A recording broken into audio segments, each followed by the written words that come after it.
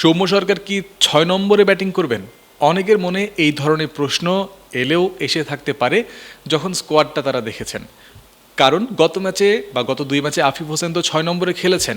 আজকের ম্যাচের 11-এ আফিফ হোসেনকে ড্রপ করা হয়েছে, সৌম্য সরকারকে ইনক্লুড করা হয়েছে।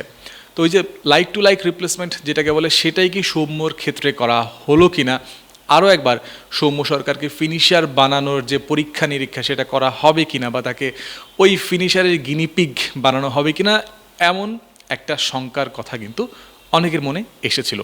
তবে দিন শেষে দেখা গেছে যে না, সৌম্য সরকারকে টপ অর্ডারে রাখা হয়েছে। তারপরে বাকি যে ব্যাটাররা ছিলেন বা আছেন তাদের পজিশন একটা একটা করে নেমে গেছে। আদতে যেটা হয়েছে, পার্সোনাল জায়গা থেকে আমার কাছে মনে হয়েছে যে ব্যাটিং অর্ডারের ডেপথ এতে বেড়েছে। সম্ভবত যদি ভুল না করি, তাতে একটা স্টেবিলিটিও এসেছে বাংলাদেশের এই মুহূর্তের ব্যাটিং অর্ডার আজকের যে ম্যাচটা খেললো। একটু আলোচনা করা যাক সেটা নিয়ে।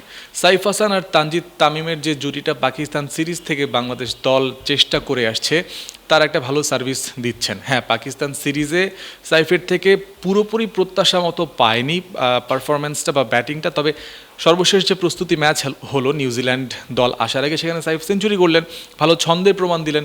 প্রথম ম্যাচেও তিনি 50 করেছেন, যদিও তিনি স্ট্রাগল করছিলেন।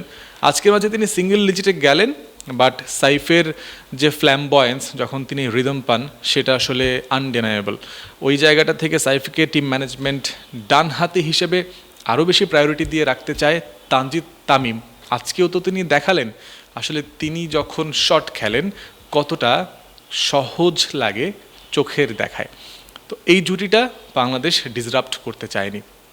এই জায়গায় সৌম্য সরকারকে আনতে হলে সম্ভবত বাংলাদেশ যখন লেফট রাইটের কম্বিনেশনটা চিন্তা করবে, হয় তানজিদকে বাদ দিতে হবে, 11 থেকেই বাদ দিতে হবে। তানজিদকে ওয়ান ডাউনে হয়তো নামানোর চিন্তা টিম ম্যানেজমেন্ট করেনি।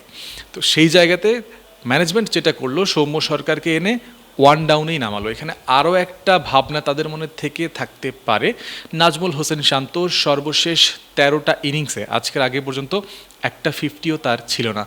77 রানের একটা ইনিংস রাওয়ালপিন্ডিতে 2025 সালের চ্যাম্পিয়ন্স ট্রফিতে তিনি খেলেছিলেন এই নিউজিল্যান্ডের বিপক্ষে।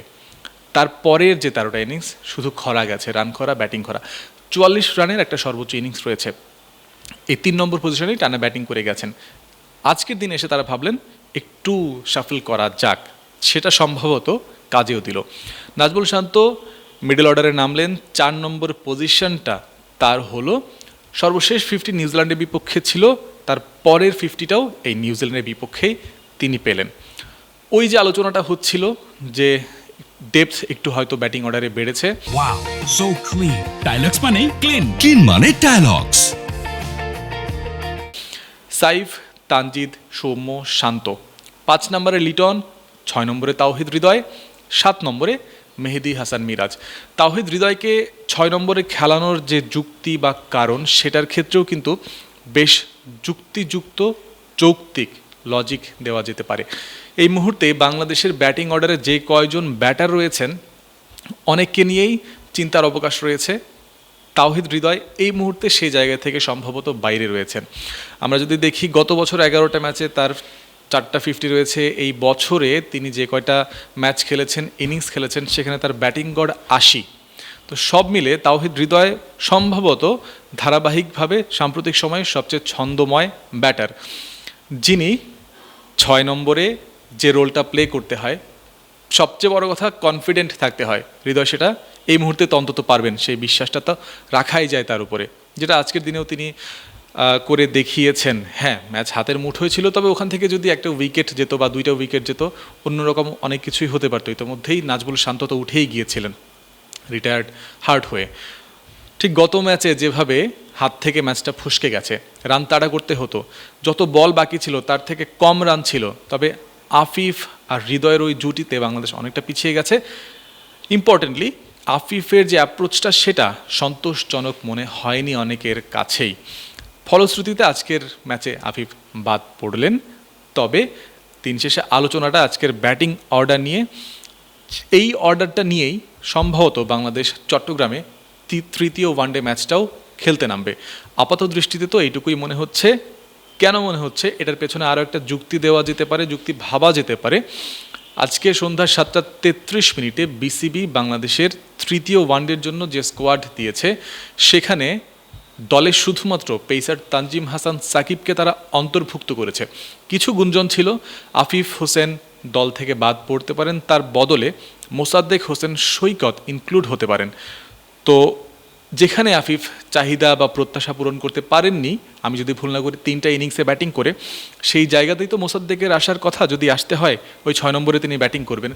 যখন সেটা করা হয়নি, যখন আফিফকেই এই স্কোয়াডে বহাল রাখা হয়েছে, তার মানে স্পষ্টভাবে ধরে নেওয়া যায় বাংলাদেশের আজকের এই ব্যাটিং অর্ডারকে আরও একটা সুযোগ তারা দিতে চায়। তাতে সব দিক থেকে আসলে লাভই হলো। টপ অর্ডার ব্যাটসম্যান যারা, তাদেরকে টপ অর্ডারে রাখা গেল, সৌম্য, সাইফ আর তানজিদ। অন্যদিকে নাজমুল শান্তর একটু অবনমন হলো, কিন্তু তাতে সে ছন্দটা তো ফিরে পেল। তা এইভাবে কন্টিনিউ করতে দোষ কোথায়? লিটন দাসকে তো ডেজিগনেটেড মিডল অর্ডার ব্যাটসম্যান হিসেবেই আনা হয়েছিল গত পাকিস্তান সিরিজ থেকে। তিনি 4-এ খেলুন, 5-এ খেলুন, 6-এ খেলুন, এভাবে সফল হতে পারে। আর সবচেয়ে কনফিডেন্ট অবস্থায় সম্ভবত ওই তাওহিদ হৃদয় রয়েছেন। তো সেই জায়গা থেকে এই ব্যাটিং অর্ডারটা একটা ভদ্রস্থ এবং সুন্দর বলে আপাত দৃষ্টিতে তো মনে হচ্ছেই।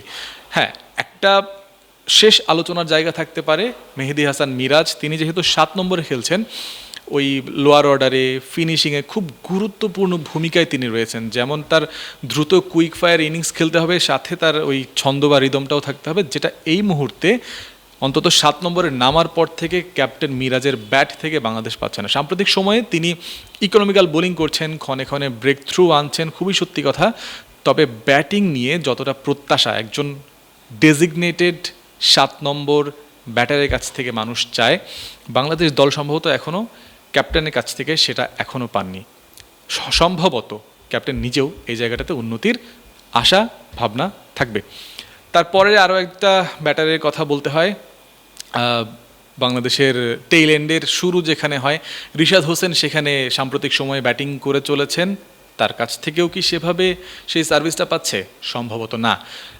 টিম ম্যানেজমেন্টের ভেতরের একটা আলোচনা বা কথা থেকেই, সেটার সূত্র ধরেই বলছি, তারা চায় রিশাদের কাছ থেকে আরও ভালো ব্যাটিং পারফরমেন্স। রিশাদ বল হাতে সবটাই করে দিচ্ছেন, নিজেকে উজাড় করে দিচ্ছেন, প্রয়োজন মতো পারফর্ম করছেন।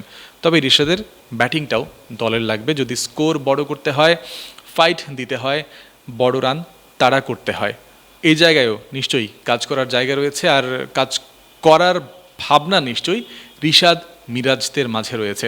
ওপরের দিক থেকে রান এলে অনেক কিছু সহজ হয়ে যায়, সেটা আজকে শান্তর ইনিংসেও দেখা গেছে। আর তানজিদ তামিমকে নিয়ে আসলে আলাদা করে বলার কিছু নেইও। বাংলাদেশের স্ট্যান্ড আউট পারফর্মার আজকেও নাহিদ রানা, তিনি যেদিন খেলবেন সেদিন সব কিছুই ধসে যাবে, এরকমই অবস্থা। তৃতীয় ওয়ানডেতেও সেই প্রত্যাশা। আমি জয়ন্ত বিন্দু, ক্রিক ফ্রেন্সি থেকে বিদায় নিচ্ছি।